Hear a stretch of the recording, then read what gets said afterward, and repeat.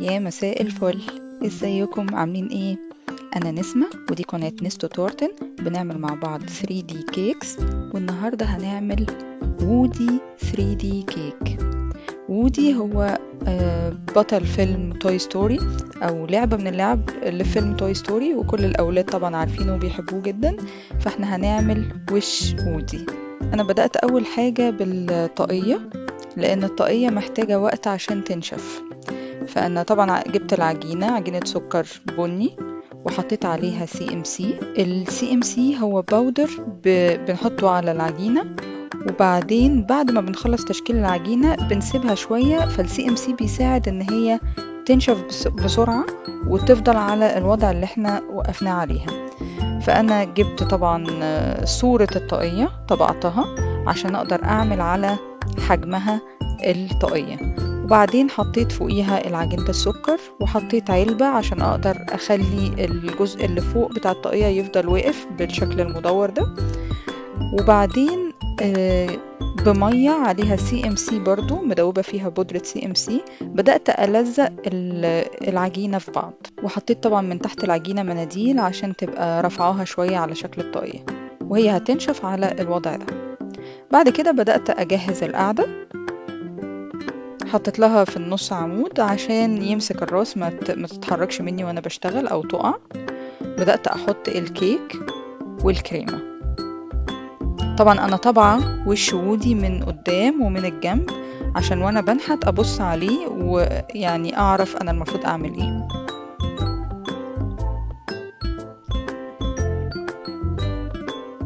هنحط في طبقات الكيك فوق بعض وبينها الكريمة،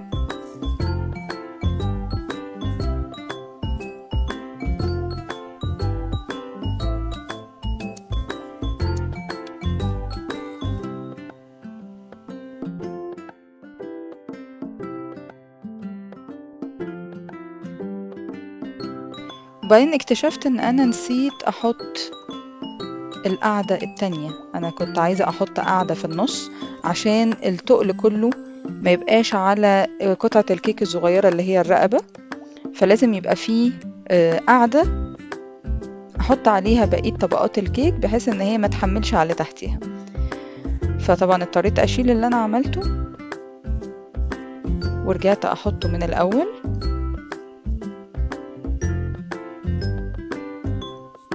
بس حطيت المرة دي القاعدة اللي في النص.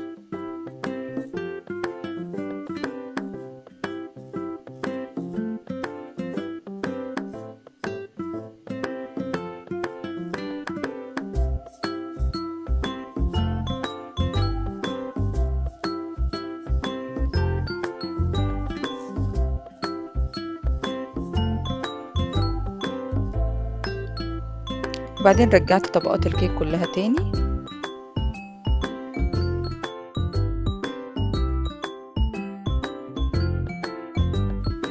وبعدين بدأت أنحت شكل وودي. بدأت أحدد فين مكان العين ومكان المناخير ومكان البق، فين الأماكن الأساسية، وأظبط شكل الدقن بحيث يكون شكله شبه الصورة.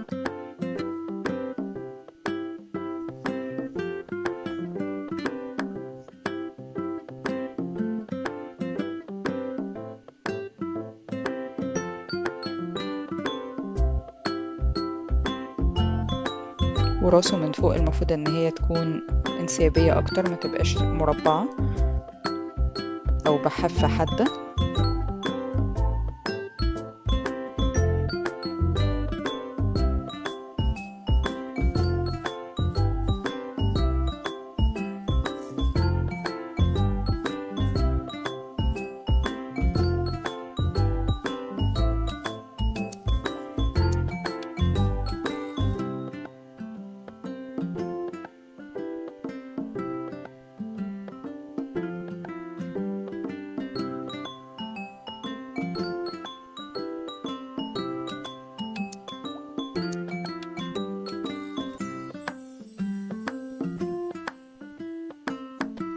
طبعا الفتافيت اللي بتنزل من الكيك احنا بنستخدمها تاني زي ما قلنا قبل كده، ان احنا ممكن نحط عليها معلقة من الكريمة او شوية كريمة صغيرين، ونقدر نشكل بيها نعمل بيها زي عجينة بالكيك. الفتافيت انا خدتها وحطيت عليها كريمة وعملت منها زي عجينة صغيرة، وزودت بيها المناخير والخدود رفعتهم شوية. كمان احنا الفتافيت دي ممكن نعمل منها كيك بوبس للأولاد بيحبوها جدا، أكيد مش هنرميها يعني هنستخدمها.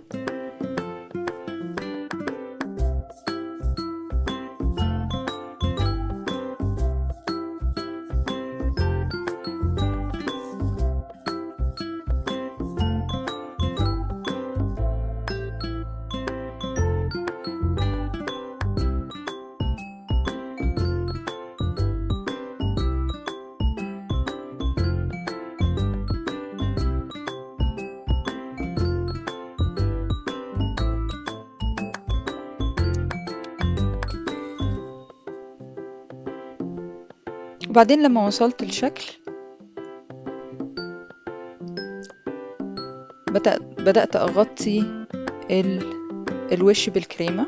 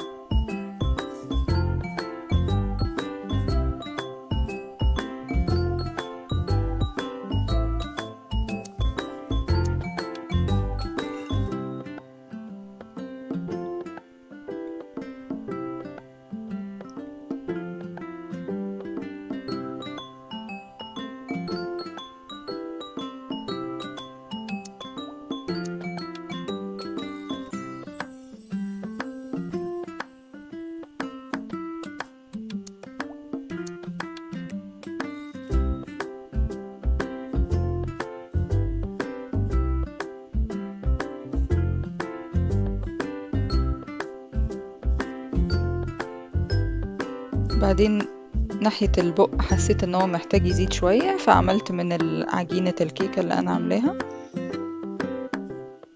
زودتها وحطيت عليها كريمة. وبرضو اي جزء محتاج يتشال ممكن اشيله، محتاجة احط، كله ممكن يتعمل.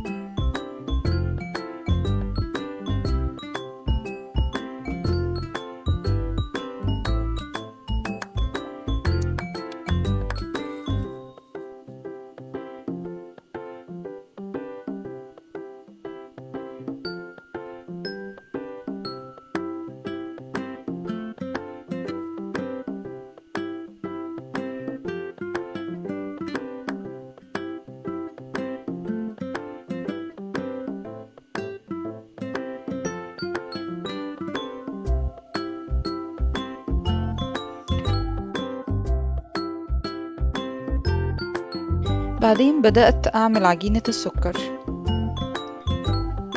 احنا محتاجين عجينة السكر تكون بلون البشرة، في لون من الألوان بتاعت ويلتون هو درجة البشرة بالظبط، فأنا لونت بيه العجينة وبعدين حطيتها على الوش اللي أنا نحته.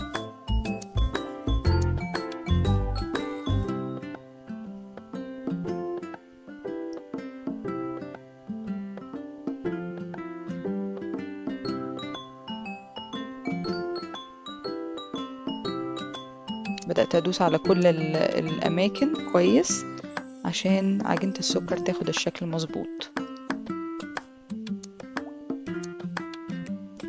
وطبعا الزيادة أنا قطعتها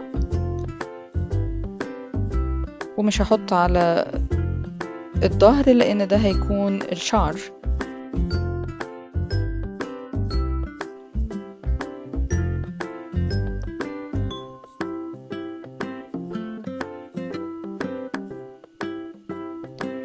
وبعدين بدأت أعمل البق زي ما هو في الصورة.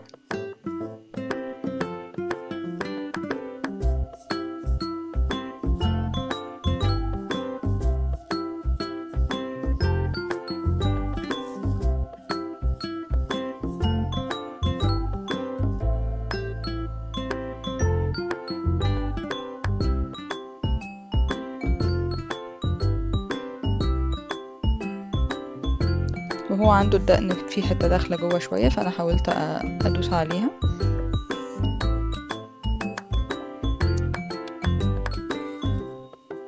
وبعدين عملت عجينة سكر بني عشان أعمل الشعر.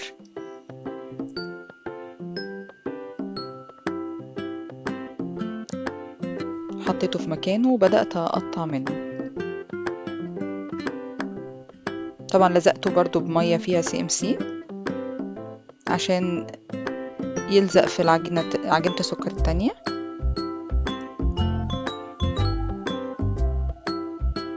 المكان اللي كان فيه كريمة أنا ما حطيتش عليه أي حاجة، لأن هي الكريمة هتلزق في عجينة السكر لوحدها، لكن الجزء اللي هيبقى عجينة سكر على عجينة سكر حطيت فيه CMC، مية CMC، دي هتخلي اللزق يكون قوي وما يفكش. وبعدين قطعت من العجينة البني على شكل الشعر ولزقتها كويس.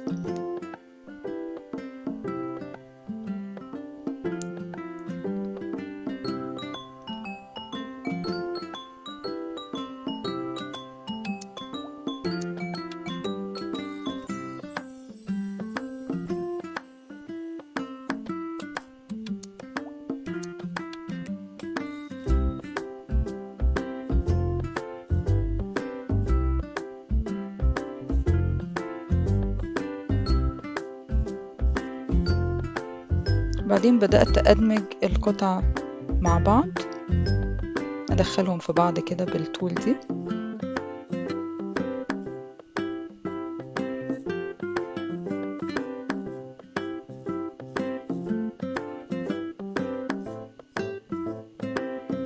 بعدين بدأت أعمل علامات الشعر،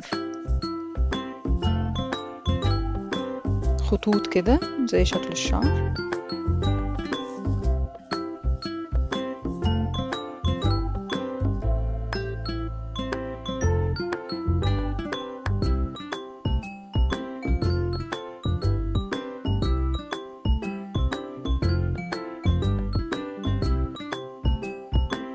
بعد ما خططت الشعر كله بدأت أعمل العين، دايرتين عجينة سكر بيضة، وبدأت أحطهم في التجويف بتاع العين.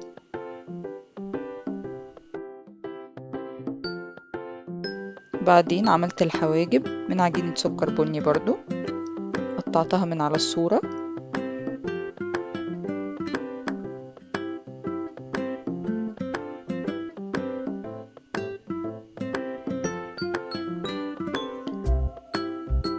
وبعدين عملت المني، هو دايرة بني وجواها دايرة تانية سودة، والدايرة البني عليها نقط صغيرة، أنا لونتها بلون بني درجة تانية وسبتها تنشف.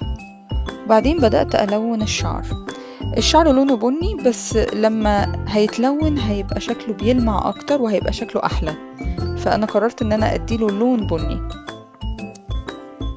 شايفين بعد ما خلص شكله مختلف ازاي؟ وبعدين العين نشفت فلزقتها.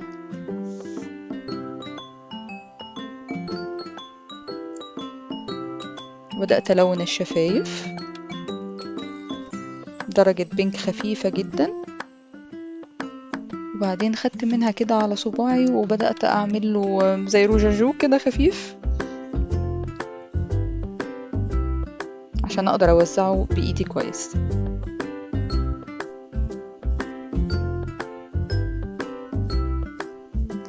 وبعدين السنان لونها ابيض، فانا لونت لون ابيض بين الشفتين كأنها اسنانه. وبعدين بدأت اعمل الودان.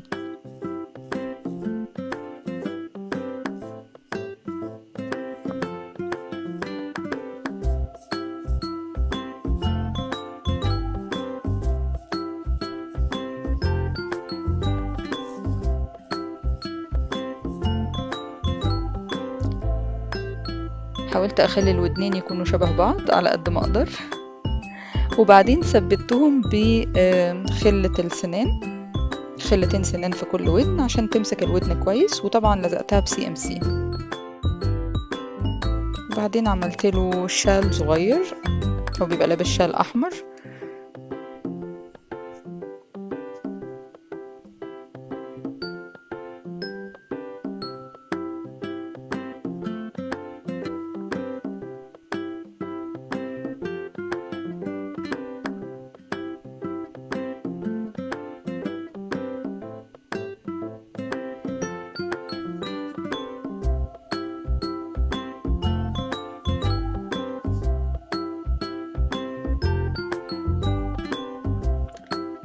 وده الشكل النهائي لوودي.